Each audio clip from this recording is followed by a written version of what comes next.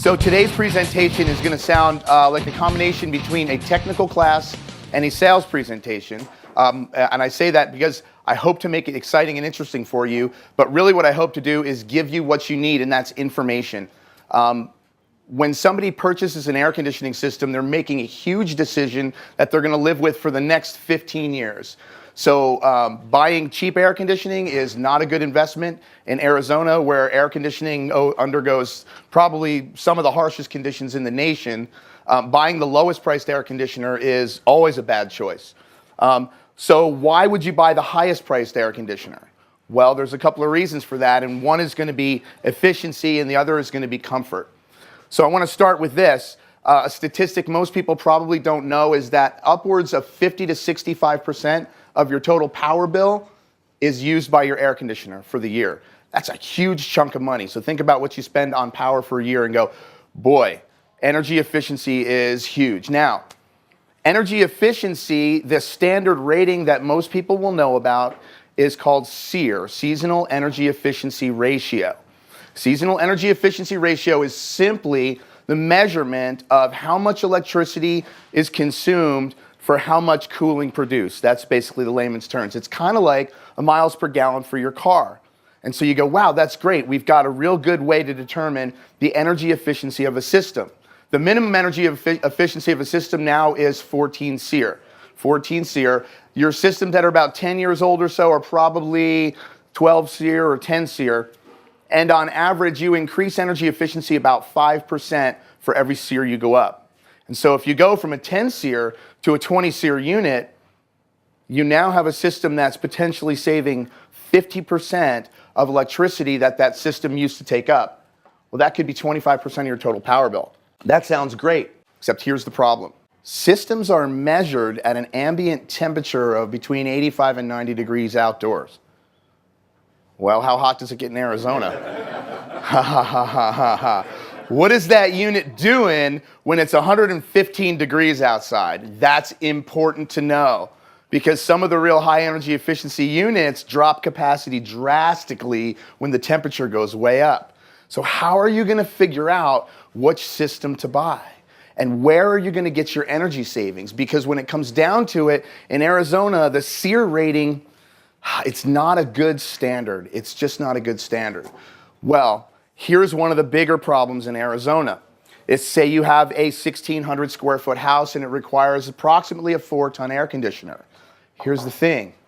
It's oversized. Your air conditioner is way oversized for the majority of your household needs, and the biggest consumption of energy from your air conditioner is the startup of that system. When your system initially starts up, it draws huge amounts of power. So every time it starts up, shuts down and cycles off and starts up again, that's all of your energy consumption happening. Well, let me ask you this. If you turn your temperature down in your house, and when it's 85 or 90 degrees outside, how long does it run before it makes temperature and shuts off? 10 minutes? 15 minutes? That's a short cycle.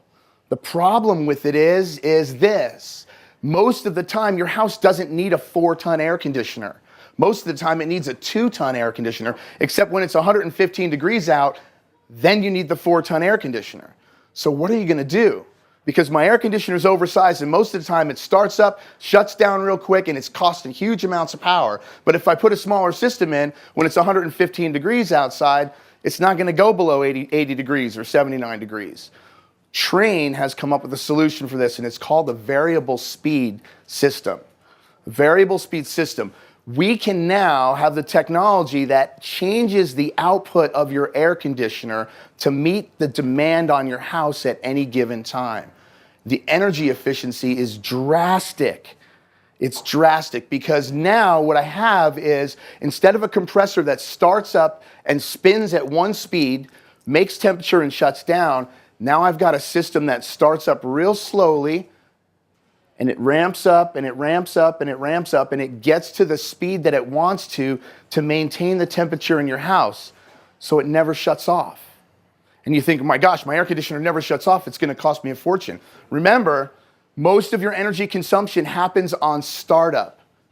So if you have an air conditioner that can vary anywhere between 1 and 4 tons of output, it's going to run all the time.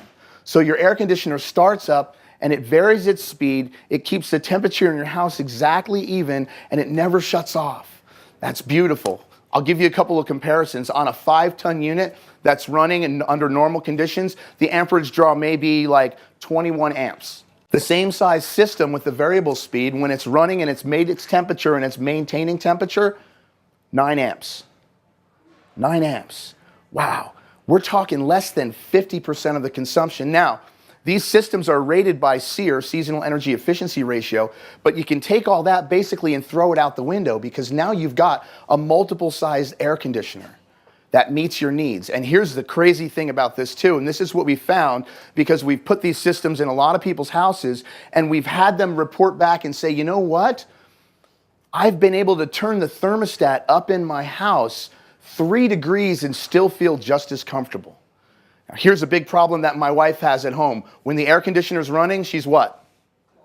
She's cold. As soon as the air conditioner makes temperature and shuts off, she's what?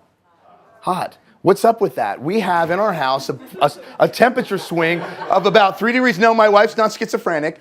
No, I have the same problem. You're walking through your house, the air conditioner's blowing full blast, and you're like, oh, wow, it's cold. And as soon as it shuts off, you're like, man, I'm going to turn that thing down again. That's what's going on. But what if we could keep the temperature in your house the same all the time so the system doesn't cycle? What actually happens is this.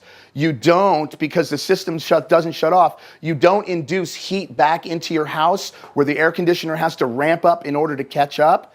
And what happens is the humidity level in your house stays significantly lower because an air conditioner running at a lower speed continuously pulls more moisture out of the air. And we all know that relative humidity affects your perceived temperature, right? So if you get your humidity down in your house, it literally feels cooler. So the heat never builds up in your furniture, it doesn't build up in your carpets, it doesn't build up in your walls, and as a result, you're able to turn your thermostat up higher and keep that temperature feel like it's the same temperature.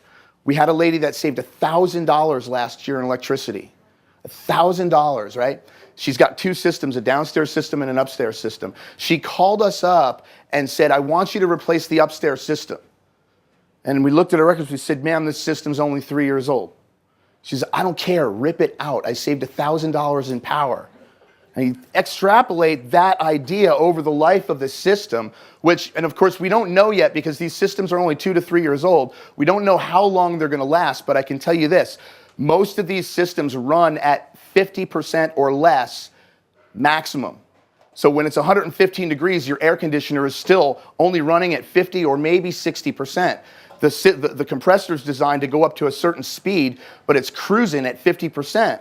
You think about that. You get your car on the highway, you put it on cruise control at 45 miles an hour. How many miles are you going to get out of that engine?